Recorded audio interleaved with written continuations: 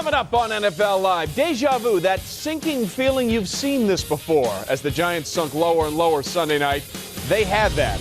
As for the Colts and Saints, the pursuit of perfection continues, but should both teams go after 16-0? Let the debate begin. Speaking of 16-0, that's what the Chargers have done in December, and another December diatribe for Dallas.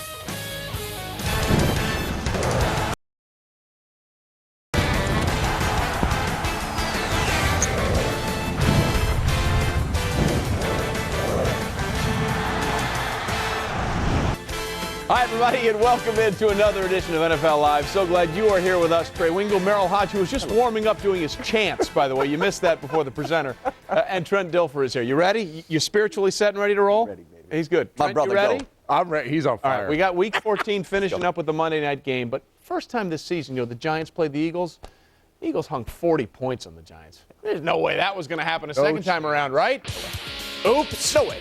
All right, Eli trying to avoid a fourth straight loss, and this wouldn't help. They're already down 7 when the ball pops out and goes right to Sheldon Brown. Touchdown the other way. And Trent, we've got a recurring theme here of balls going off somebody's foot and going to the right place for the defender. I've never seen so much of it. See, every single week we got a ball bounce around off somebody's foot into somebody else's hands. Tough on the Giants, trying to establish the power run game. You cough it up early. Tough on the confidence. Right off Kevin Boss, that made it 14-0. Second quarter, Giants down 14-3. Third and 11. Oh, this is going to get them back in it. Eli to Akeem. No, you did not just drop that.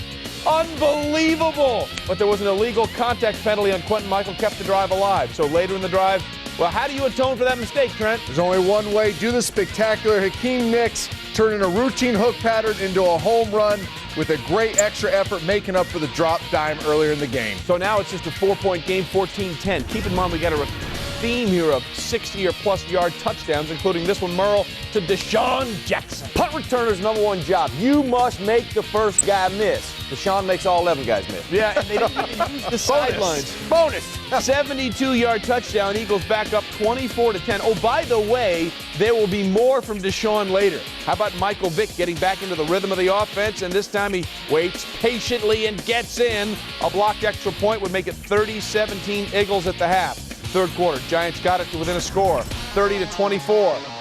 Manning, a short pass. Did I mention a theme of 60-plus yard touchdowns? You did. I believe I did, and thanks to some really non-tackling was the only way to describe it. Hickson goes 61 yards. The Giants take the lead with the extra point, 31-30.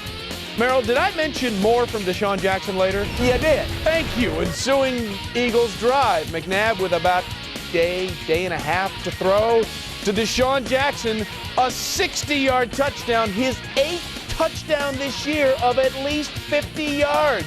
And a nice dance, Trent. Yeah, the Eagles love this ball play. They occupy the safety backside with the tight end and bring Deshaun Jackson across the field. Donovan McNabb with the arm strength to pump it down the field, and this player is electric, Deshaun Jackson. Elroy, Crazy Legs, Hurst, and Devin Hester for the most 50-yard touchdown plays. And then finally in the fourth quarter, the Eagles up. They matriculate a little bit. Little throw to Deshaun on the sidelines. Not too bad. Later in the drive, Eagles at the Giants 25. McNabb throws it to Reggie Brown. And where's he going? He's going the wrong way. Going the wrong way, right? Not yet. He's still going the wrong way. Now he gets a good block, and now he's going the other way. Going the right way. Yeah. Took a while, but it went the right way down to the 6-yard line. Started the left way and then went the right way. And then, Merrill, here's the question for you. When did Leonard Weaver become a factor back? When they played the Giants the first time. That's exactly right. Punches it in. The Eagles win 45-38.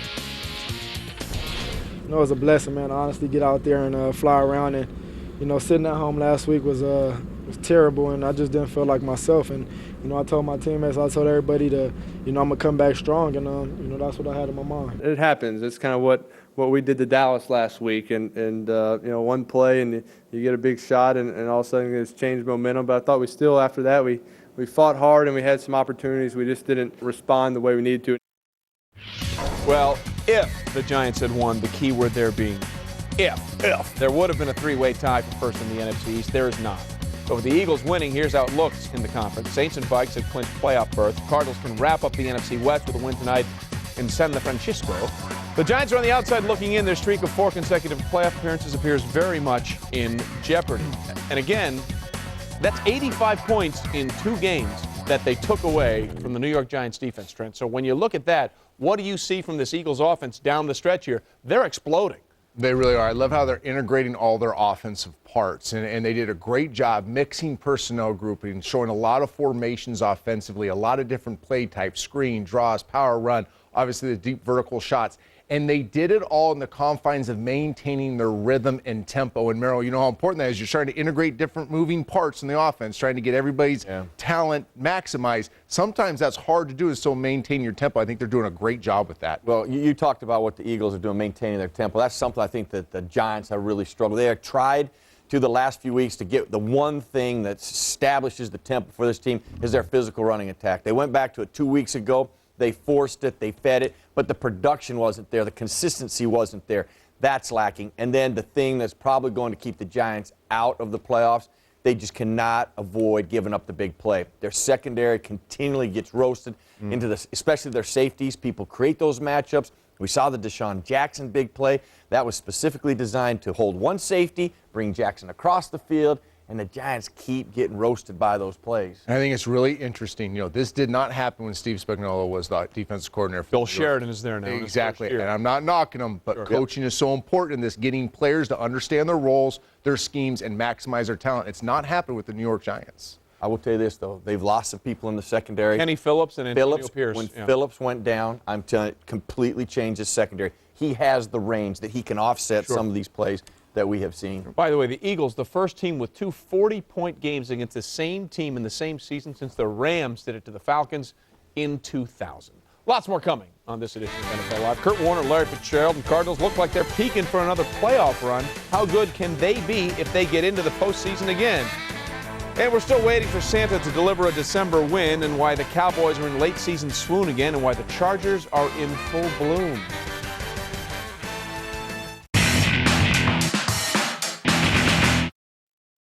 Christmas has come early for NHL fans. Every night this week, ESPN America fills your TV with the biggest names. Crosby fires, he scores! And the biggest games. Into the slot, shot, score! Wow! From the greatest show on ice. Slap shot, score! Hockey fans, enjoy an early Christmas present on us. Live NHL this week. Check ESPNAmerica.com for details.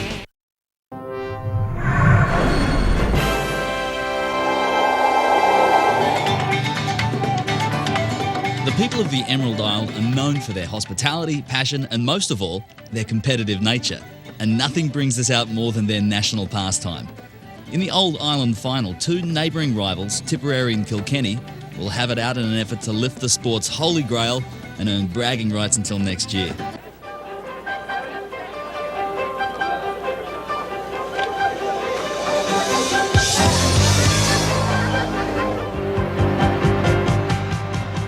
The stage is set for one of the biggest rivalries in Irish sport. So the final underway, up towards Liam Fennelly. Whipped out in a pile-up of bodies as the players were going for that one. With a 4,000-year tradition, this sport is amongst the fastest in the world.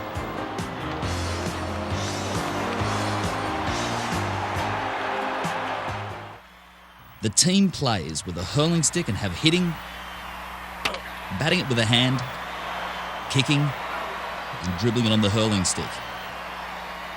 There are two ways to score: hit it over the crossbar and between the uprights for 1 point, or hit the ball in the net for 3. The outcome of several matches is determined when one team scores a 3-point goal. DJ Carey, inside to Fennelly, the shot, and it's gone wide, it's gone wide. With time running out, Kilkenny attempt one last gasp effort to draw even. They need a goal badly, stopped, runs loose. They come up short, and Tipperary survive by the skin of their teeth. So it's all over and Tipperary have won the All-Ireland.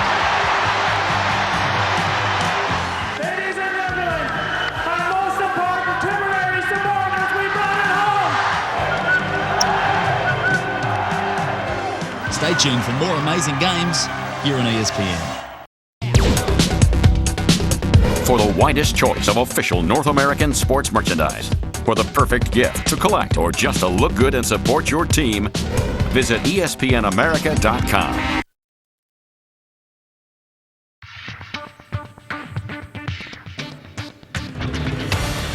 with it. Going to throw end zone for Urban. Touchdown, Cardinals. Warner going to go deep, far side for Preston, and Steve caught it. What a great throw by Kurt Warner. Warner to throw, hit as he fires deep downfield, and caught Bolden, touchdown.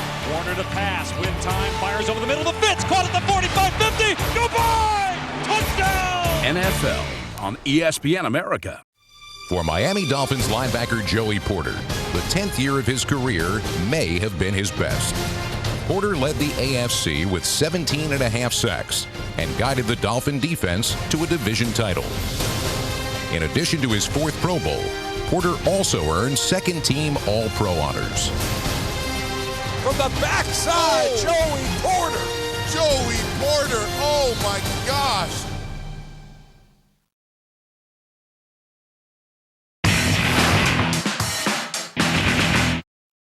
Some good news in the wake of another loss for the Dallas Cowboys. DeMarcus Ware, who sprained his neck on this play against the Chargers, expected to miss at least one game. That from Adam Schefter. That means Ware won't play Saturday night at New Orleans, but he does have strength in all his limbs. Also, Cowboys tight end Martellus Bennett going to miss the Saints game again due to concussion-like symptoms. He missed the game against the Chargers. The Cowboys missed a golden opportunity to solidify their playoff position against the Chargers. Down 10-3, end of the first half. 4 straight cracks. Marion Barber could not get the ball into the end zone. Goal line stand for Stephen Cooper and the Chargers. Wade Phillips says this is not happening again. Fourth quarter game tied at 10. Chargers in the red zone. And listen, they're a matchup nightmare. Antonio Gates on the 14-yard touchdown. 16 straight December wins for the Chargers. For the Cowboys and Jerry Jones, not so much. I think our guys will bounce back. I think, their attitude has been right all along. I don't think they'll get too down, and we're not going to let them. We got to look forward to this next 3 games. We still control our own destiny as far as what happens. I don't think it's doom and gloom. It's opportunity, and that's what we got to go for. Well, it may not be doom and gloom, but it's probably either doom or gloom at this point. As I said, the Chargers' 16th consecutive win in December. During that time, which is a full equivalent of a season, LaDainian Tomlinson has rushed for 1,701 yards and 20 touchdowns, while Phillip Rivers has passed for nearly 3,500 yards and 28 scores. That's finishing. Cowboys are 5-10 in December since 2006, but don't blame Tony Romo for these last 2 losses. He has 5 touchdown passes and no interceptions in their last 2 games. We're going to do a tandem Trent's Take Factor back now. Trent, let's start with a quarterback in Rivers who has never lost a regular season December game in his career. And this whole thing revolves around Phillip Rivers, the thrower, man. He chucks it down the football field. The highest level of difficulty of any quarterback in this league on the throws he makes on a down-in, down-out basis. Absolutely remarkable, the pressure he puts on the defense. This team's going to take 7 steps, and they're going to chuck it down the football field, and Phillip Rivers is deadly accurate in doing so. He understands safety matched up on a receiver. Back to me, I'm going to throw it right on top of the helmet, let my receiver go up and make a play for me. And we talk about there being no defense for a perfect throw. Well, nobody does it better than Phillip Rivers. Look at this dime. 3 guys, but perfect location, unstoppable Merrill. That opens up so much other things for their offense. Aha, my brother, you're right. Once you lift the top of the coverage, you lengthen out the coverage, bigger windows. Now the short to intermediate passing game becomes very important. And the critical drive for the Chargers against the Cowboys, it was most evident. They used that to move the ball down the field, and their running game, although it's not been dynamic and explosive, it's been consistent, getting positive yards and moving the chains. And then you talked about the big play. Take it away, my friend. Yeah, and check out how he does this. You just see the throw down the sidelines, but look at what Phillip Rivers is looking at. He's pinning the safety. It's a too-high look. This is good coverage. When he's throwing the football, his receiver is double covered. The corner's actually on top of the receiver. Safety's back there, but because of the timing, the ball speed, the trajectory, Phillip Rivers gets into spots that nobody else in this league can. And then ultimately they have so many great mismatches. And I love Phillip Rivers. He never blinks in the pocket. When you get Gates on a safety or a linebacker, 9 times out of 10 you will win as long as you give Phillip Rivers the time. And I'm going to reemphasize this. Maybe one of the coolest quarterbacks in all of football, and you talked about the big plays he makes down the field, Phillip Rivers. Kurt Warner and Phillip Rivers do not blink when they have people around them. Now I'm going to back up just for a second because they played the Dallas Cowboys. The Dallas Cowboys showed us they could run the football. Their short to intermediate passing game is there. The one thing this Cowboy offense does lack, these explosive plays. And we just saw how it helps the San Diego Chargers. That's the thing that they've got to start creating for this offense to be balanced and dynamic. Until that happens, I think they're going to struggle into the playoffs and in the playoffs if they're lucky to get there. I agree, and the balance has to come in the play calling. You can't be all run one drive and all pass the next. You got to mix and match. You got to show personnel groupings. You got to learn from your divisional foe, the Philadelphia Eagles, and keep teams off balance all the time. No question, my friend. Trent's take, factor back to Trey. You guys, that was awesome. Thank you. Now on espndallas.com, Calvin Rotkins writes, the Cowboys' kicker's job is in jeopardy. Nick Folk, he missed another one. DeMarcus Ware might be out for a while. I know, yeah, they're playing the Saints next. That's a lot of fun. Now on espndallas.com. Straight ahead, two things that have never previously occurred in the NFL happened on one field Sunday. We've got details ahead. Plus, he was sent home from practice this week, and the Panthers said he didn't show up for the game Sunday. So what's going on with Randy Moss in New England? Stay with us.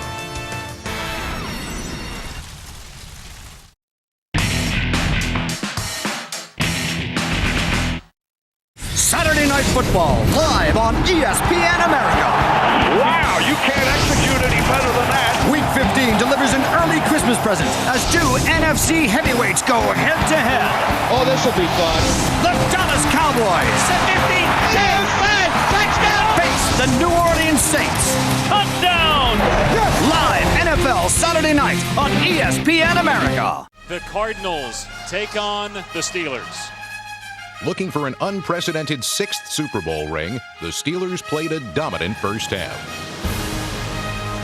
Picked off James Harrison after. He's running up the sideline, and that's a touchdown from Pittsburgh. The unflappable Cardinals engineered a fourth-quarter comeback with Larry Fitzgerald. Fitzgerald, he got it! Fires over the middle of Fitz, caught at the 45-50. Fitzgerald, after a quiet first half, has become a force here in the second half. 2:31 left. Steelers have 2 timeouts. They trail by 3. He scrambles around, throws it back corner of the end zone. Santonio Holmes! I don't know how he did it! Roethlisberger looked to the right, to the left, back to the right, and then threw it into the very corner of the end zone. The confetti's all in the air. This was a great one, and the Steelers prevail. NFL on ESPN America.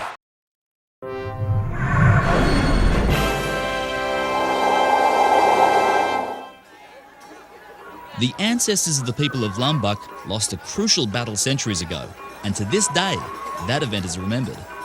Gaboog Parisian is played in order to put the legacy of their ancestors behind them and ensure that they would never be called losers again. From start to finish, these participants are involved in an all-out battle which proves their strength to everyone around. Here in Lumbuk, Gaboog is not a celebration of life or a rain ceremony like in other neighbouring regions. The sport here is all about aggressive combat as well as a rite of passage. Sometimes it gets so aggressive, not even the referees can control the match.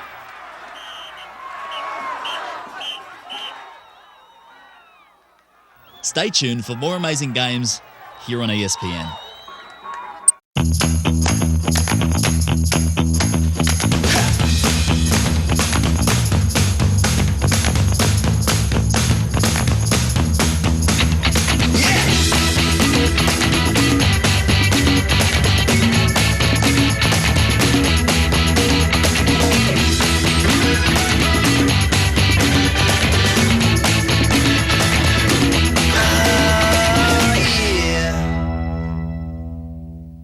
NHL fans, ESPN America needs you. You've got 2 weeks to get online and choose our live game for Christmas Eve. The Senators and Pens, the Sabres and Caps, or the Thrashers and Bruins. You decide, so get voting at espnamerica.com today. Well, for the second time this season, Pats wideout Randy Moss held only to 1 catch in their 2010 win over Carolina. Now, after the game, more than one Panther intimated that they knew Moss would shut it down if they got to him early, and they talked about it afterwards. Here's what Chris Gamble told the Boston Globe after the game.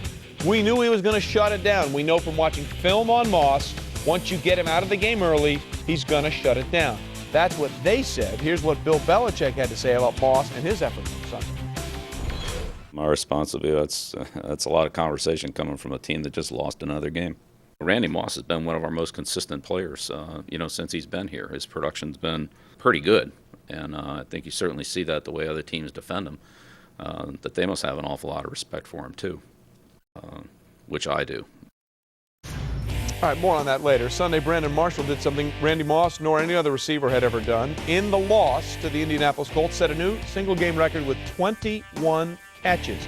He was targeted 28 times. He now has two of the four most prolific receiving games in NFL history, having caught 18 in a game last season against the Chargers.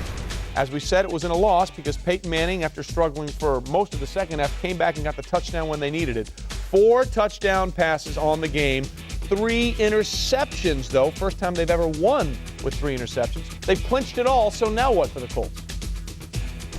One thing I think we have done in the past, which I haven't really liked, is revealing our plan. I don't think it's really Jacksonville's business or anybody's business, what we're going to do before we get out there to Thursday. We're going to approach the 14th game exactly like we did 1 through 13. The only thing that'll deter anyone from playing time is health issue, whether or not obviously they're capable of playing. But other than that, we're going to play ball and approach it the same way we do every week.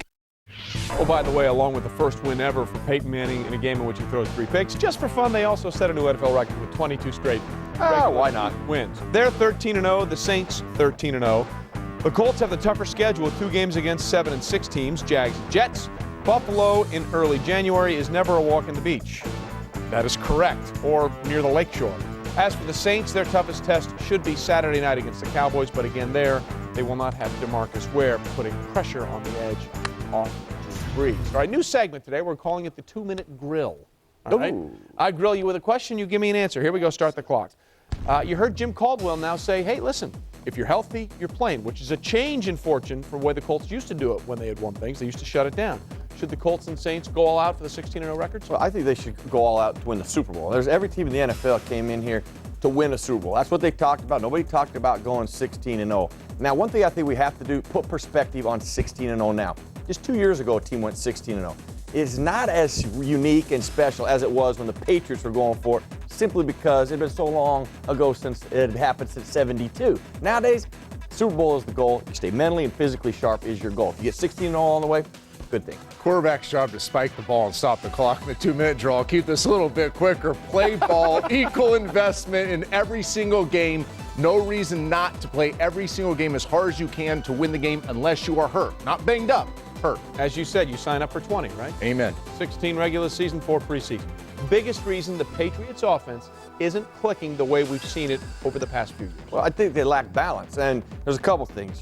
People know how they're going to play. They've seen him. They got him on tape. They understand how they're going to use Randy Moss. There's not a lot of balance and diversity to this offense. I think that's one of their biggest problems. Absolutely. Too predictable, too simplistic offensively. You got to have some smoke and mirrors, some bells and whistles on your offense so you can create matchups for Randy Moss, the vertical threats, and keep defenses on their toes. Biggest play Sunday was a 30-yard pass play. Strongest playoff threat among the 7 and 6 teams in the AFC. Dolphins, Jets, Jags, Ravens. Who is it? Well, I think it's the Ravens. When you look at them, they're starting to get more balance on their offense. Their defense, they could still have those shut-down games, so I think it's the Ravens. I agree with you. I think the Dolphins are the better team of the teams in the hunt, but I think the Ravens have the better schedule. They kind of have, like I said, the schedule on their side. Well, the problem for the Ravens is ever since they came back from their bye week, they've alternated wins and losses. They have not put together 2 straight wins. That's got to try and change this weekend in the NFL. When we continue, time runs out. That was NFL a good 2-minute drill right there now. Yeah, touchdown. Listen, we had no timeouts left, and we hit the post. It is time. Sunday standouts. Stay with us. NFL Live coming right back. Nice jump.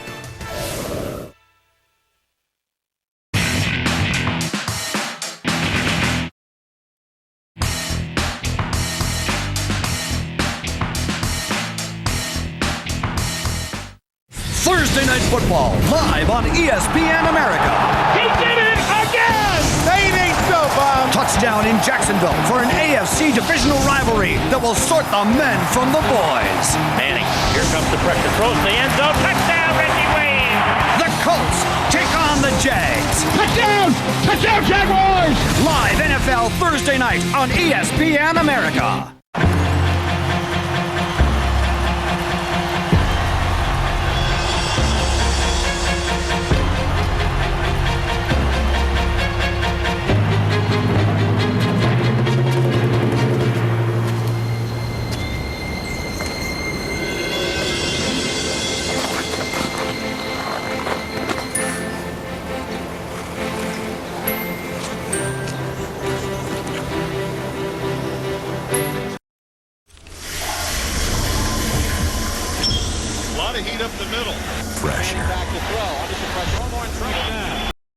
It comes in countless forms. Release the ball, he's hit, and he's almost play action. Back goes Manning, and they've got him. It's carrying a team when you've lost your biggest weapon. It's always a little different. You got some new faces out there, and kind of you miss some of the guys who you're used to. We got some guys who are have to fill his role. It's still delivering when they considered replacing you. There's always going to be things said and always going to be things done. Don't let something like this depress you, but let it motivate you even more. It's becoming a leader without sharing the spotlight. I've played with T a long time. He's a great player. It's going to be hard to replace, a player of his ability and his talent. With a new QB in town, it's bearing the burden of tough love from a city known for brotherly love. That's one thing that I want, and I'm, searching to get and willing to do whatever it takes, and that's to win the Super Bowl and bring it back here to Philly. Every game, every quarter, every snap, the stress will mount. Pressure is certain. NFL on ESPN America. Watch the very best live sports action online with the new and improved espn360.com. Get access to over 1,000 NHL games, including the playoffs and the 2010 Stanley Cup Finals. The traffic scores! Get the best NCAA action, including over 300 college football games. Are you kidding me? And 300 college basketball games, all live and on demand. Simply choose a package that suits you. To watch the NHL or college sports online this season, simply go to www.espn360.com. Christmas has come early for NHL fans. Every night this week, ESPN America fills your TV with the biggest names. Crosby fires, he scores!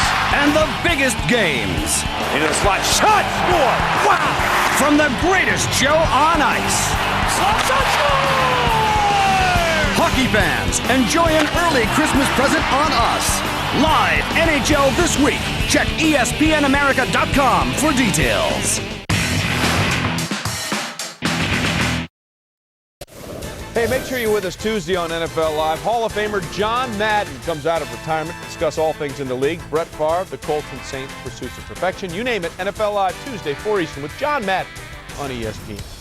All right, Sunday standouts, the Monday staple, best pass, Trent. Dime of the day, Phillip Rivers down the rail to Vincent Jackson. You got to appreciate what he is looking at when he throws his football. True double coverage, no space on the sideline, a crowded pocket, and he puts it in a perfect location where only his guy can catch the ball and the DBs can't get to. That was on 3rd and 12, by the way.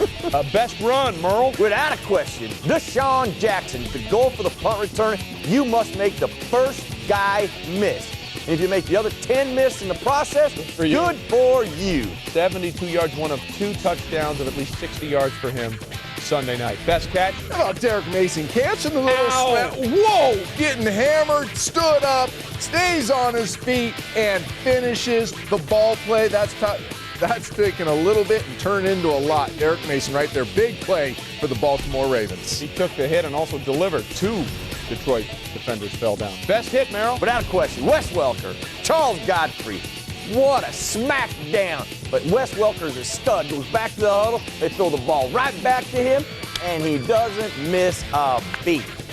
Did not miss a beat. Had 10 catches for over 100 yards. Not missing a beat. Okay, biggest statement made on Sunday. What is it? Well, I think the Cincinnati Bengals, the reason they're not throwing the football a lot and consistently, they can't protect Carson Palmer. Their pass protection has to get better for them to make hay in the playoffs. Norv Turner doing a heck of a job with the San Diego Chargers. Matchup nightmare in the playoffs. They finish. Primetime coming up next. See ya.